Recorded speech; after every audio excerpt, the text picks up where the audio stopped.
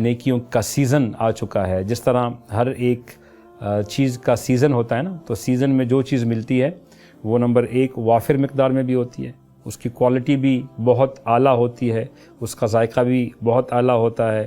کچھ دنوں پہلے کینو کا سیزن گیا، دسمبر جنوری کا، تو کینو سستا بھی تھا. خیر پہلے کے مقابلے میں تو سستا نہیں تھا آج کل کے جو حالات ہیں، لیکن کمپیریٹیولی سستا بھی تھا، لذیذ بھی تھا، رس والا بھی تھا، میٹھا بھی تھا اور خوش رنگ بھی تھا. ابھی جو سٹور کا مال آ رہا ہے تو ایک دن اس پر گزر جائے تو اس کی حالت خراب ہو جاتی ہے. تو اس طرح ہر ایک چیز کا سیزن ہوتا ہے. اسی طرح رمضان نیکیوں کا سیزن ہے. رمضان کے مہینے میں نیکیاں وافر مقدار میں بھی ہوتی ہیں. اللہ پاک نے اپنی رحمتوں کو پھیلایا ہوا ہوتا ہے، بکھیرا ہوا ہوتا ہے، ہم نے ان کو سمیٹنا ہوتا ہے.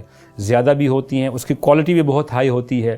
اب کوالٹی ایسی ہوتی ہے کہ غیر رمضان میں جو آدمی نفل کرتا ہے، رمضان کا نفل غیر رمضان کے فرض کے برابر ہوتا ہے، اور غیر رمضان کا فرض رمضان میں وہ فرض کرنا 70% یعنی 70 گنا زیادہ اس کا اجر ہو جاتا ہے. تو دیکھیں کوالٹی کیسی زبردست کوالٹی ہے، وافر مقدار میں بھی ہے. اور اللہ رب العزت اس میں 5 چیزیں عطا فرما دیتے ہیں. اللہ کے نبی صلی اللہ علیہ وسلم نے فرمایا کہ میری امت کے لیے رمضان میں 5 چیزیں خاص کر دی گئی ہیں جو کہ اور امتوں کے لیے نہیں تھی. نمبر 1، میرے امت کے لوگوں کی جو روزے کی وجہ سے معدے کے خالی ہونے کی وجہ سے منہ سے جو اسمیل آتی ہے، جو بو آتی ہے، آدمی کو خود بھی ناخوشگوار محسوس ہوتی ہے، لیکن میرے اللہ کو وہ مشک کی خوشبو سے زیادہ محبوب اور پسند ہے. سبحان اللہ. پھر اللہ کے نبی نے فرمایا کہ فرشتے روزانہ میری امت کے روزے داروں کے لیے جنت کو سجاتے رہتے ہیں یہاں تک کہ افطاری کا وقت آ جاتا ہے. تو فرشتے پورے انٹیریئر ڈیکوریشن میں لگے ہوتے ہیں جنت کے، اس کے انٹیریئرز پر کام کر رہے ہوتے ہیں، اس کے ایکسٹیریئر پر کام کر رہے ہوتے ہیں. یہ بھی اور امت کے لیے نہیں تھا. تیسرا یہ تھا کہ فرشتے دعائیں کرتے رہتے ہیں مغفرت کی اور اپنے روزے داروں کے لیے، یہاں تک کہ یعنی پانی کے اندر مچھلیاں اور بلوں کے اندر چونٹیاں بھی دعائیں کرتی رہتی ہیں، مغفرت کی دعائیں. روزہ آپ رکھ رہے ہیں، ہم رکھ رہے ہیں اللہ کے لیے، اور اللہ پاک نے تمام مخلوقات کو اپنے بندوں کے روزہ داروں کی دعائیں مغفرت کے لیے اللہ پاک نے ان کی ڈیوٹیاں سونپ دی ہے، وہ اپنا کام کرتے رہتے ہیں. چوتھا یہ ہے کہ جو سرکش شیاطین ہیں، جن کی جو انسان کا دشمن ہے، ان کو اللہ پاک قید کر لیتے ہیں. اس لیے انسان کا میلان گناہ کی طرف روزے میں رمضان میں بہت کم ہوتا ہے غیر رمضان کے مقابلے میں. اور جو 5ویں فضیلت ہے، وہ جس طرح ایک مزدور مزدوری کرتا ہے تو آخر میں اس کو اس کی اجرت دے دی جاتی ہے، تو رمضان کے آخری جو رات ہوتی ہے اللہ پاک اس میں تمام روزہ داروں کی مغفرت کر دیتے ہیں. دوسری حدیث میں آیا ہے کہ روزانہ افطاری کے وقت 60,000 لوگ جہنم سے آزادی کا پروانہ لے لیتے ہیں اللہ رب العزت سے. اور رمضان کی آخری رات میں تمام رمضان میں جتنے لوگوں کی مغفرت ہو چکی ہو، ان جتنی اللہ پاک ان سب کی ایک رات میں مغفرت فرما دیتے ہیں. تو یہ رمضان یہ سیزن ہے نیکیوں کا، اس میں ہم نیکیوں کو کمائیں اور اپنے اس کو شیڈیول میں رکھیں کہ کس طریقے سے ہم اس رمضان کو گزاریں. ہمارا دن کیسا ہو، ہماری شام کیسے ہو، ہماری رات کیسے ہو.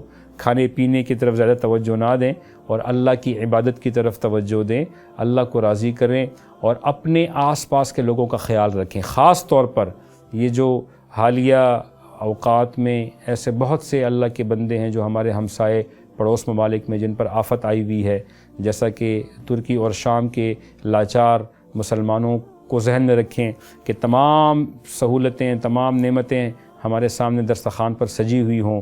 اس وقت وہ رمضان کیسے افطار کر رہے ہوں گے، روزہ کیسے افطار کر رہے ہوں گے، سحری کیسے کر رہے ہوں گے، اور ان کے پاس پتہ نہیں پانی بھی ہوگا پینے کے لیے نہیں، ٹھکانہ ہے رہنے کے لیے کہ نہیں، چھت ہے رہنے کے لیے کہ نہیں.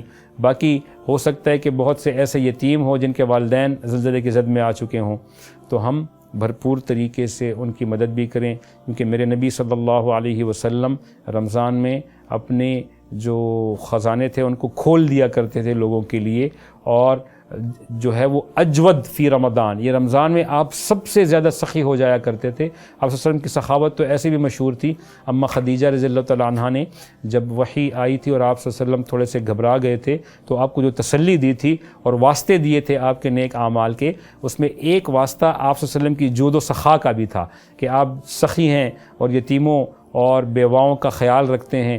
تو اور لیکن رمضان میں آپ اجود بن جاتے تھے، نہیں سب سے زیادہ سخی بن جاتے تھے، 11 مہینوں سے زیادہ رمضان میں دیا کرتے تھے، اور پھر جو ہے وہ اپنے تقریباً تمام مال کو لٹا دیا کرتے تھے۔ تو یہ آپ صلی اللہ علیہ وسلم کی صفات تھی، اور آپ نے فرمایا کہ من تشبہ بقوم فہو منہم، جو جس کی مشابہت کرے گا انہی میں سے ہوگا۔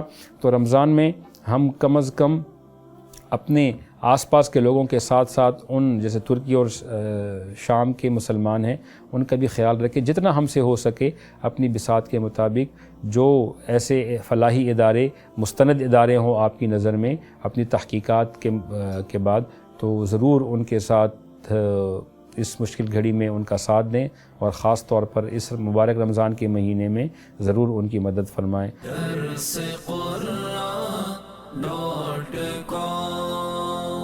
www.darsequran.com